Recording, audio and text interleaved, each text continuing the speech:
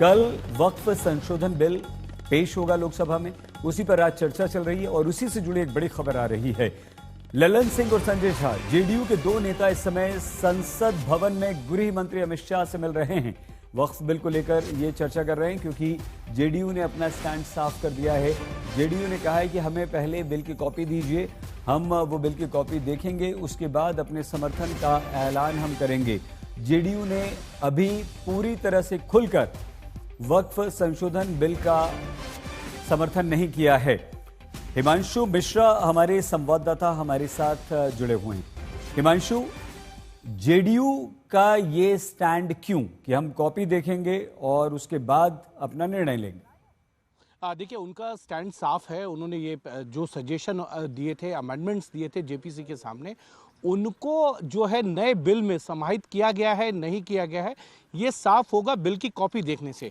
तो मुझे लगता है अब से कुछ देर के अंदर जो है सांसदों का जो पोर्टल है लोकसभा सांसदों के लिए, उस पोर्टल पे जो है बिल की कॉपी भेज दी जाएगी और उसके बाद ये स्पष्ट हो जाएगा कि जेडीयू, एलजेपी, टीडीपी ने जो सुझाव दिए थे वक्फ बिल को लेकर, सरकार ने उनको माना है या नहीं माना है। और इसी कड़ी में जो है अब ललन सिंह जो केंद्र सरकार में मंत्री हैं जेडीयू की तरफ से, संजय झा जो कार्यकारी अध्यक्ष हैं, वो गृह मंत्री अमित शाह से मुलाकात कर रहे हैं और सरकार की तरफ से ये उनको आश्वासन दिया जा रहा है कि आपकी जो बातें हैं उसको माना जाएगा।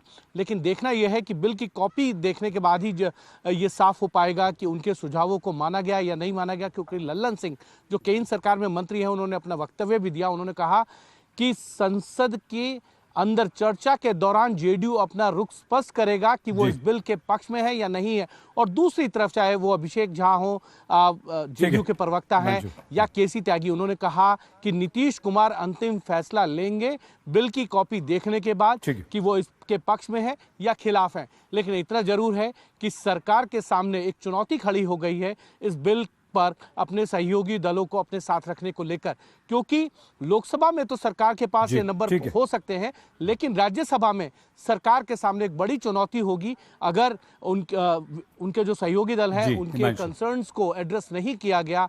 तो अगर वो एब्सटेंड करते हैं तो सरकार के सामने इस बिल को पास कराना एक बड़ी चुनौती होगी राज्यसभा में। सही, बहुत धन्यवाद हिमांशु मिश्रा हमारे संवाददाता दिल्ली से जानकारी दे रहे थे। तो जेडीयू के दो बड़े नेता इस समय गृह मंत्री अमित शाह से मुलाकात कर रहे हैं। वक्फ बिल कल आएगा, कल ही बिल के पास होने की उम्मीद है। अगर बिल पास होकर कानून बन गया तो वक्फ के पूरे सिस्टम में काफी सारे बदलाव हो जाएंगे। अब वो बदलाव क्या होंगे, आइए हम आपको बताते हैं।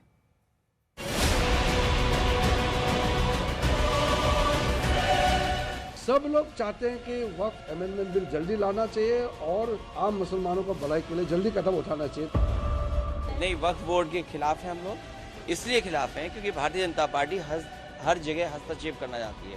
भारतीय जनता पार्टी हर जगह अपना कंट्रोल चाहती है। ये वक्फ बिल नहीं है बल्कि ये वक्फ बर्बाद बिल है। ये एक प्रोजेक्ट है जिससे मुसलमानों को उनके रिलीजन से दूर करना, रिलीजियस प्रॉपर्टीज को छीन लेना। हाल के सालों में किसी एक कानून को लेकर अगर सबसे ज्यादा विवाद रहा है तो वो वक्फ बिल को लेकर ही है। इसको लेकर एक तरफ मुस्लिम संगठन लगातार विरोध प्रदर्शन कर रहे हैं तो विपक्षी दल भी सरकार के खिलाफ मोर्चा खोले हुए हैं। आज भी संसद की कार्यवाही शुरू होते ही हंगामा होने लगा और कार्यवाही स्थगित करनी पड़ी। अगर प्ले कार्ड लेके आएंगे तो सदन नहीं चलेगा और नारेबाजी करेंगे तो भी सदन नहीं चलेगा। सदन मर्यादा से चलेगा, नियमों से चलेगा।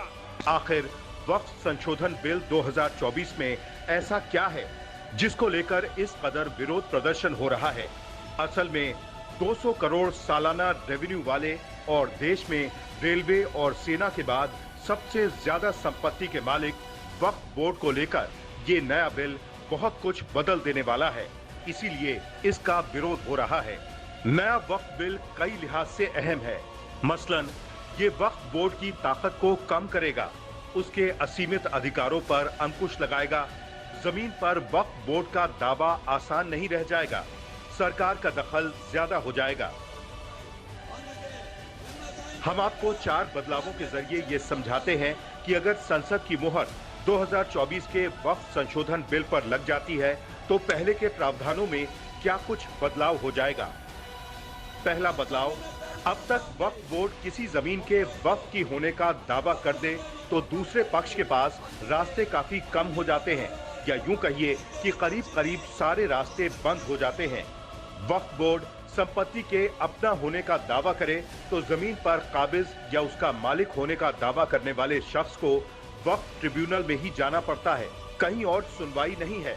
लेकिन अब नए कानून के हिसाब से जमीन को अपनी बताने वाला शख्स रेवेन्यू कोर्ट, सिविल कोर्ट या हाई कोर्ट में जा पाएगा।